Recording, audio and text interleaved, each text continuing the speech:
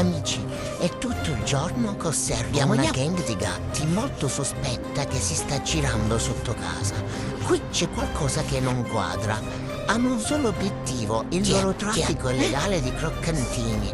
Però qui c'è il vostro Sherlock. Fermi! Siete in arresto. Giustizia è fatta. E ora è questo quello che vi meritate. Arrestati e infilati in prigione per sempre.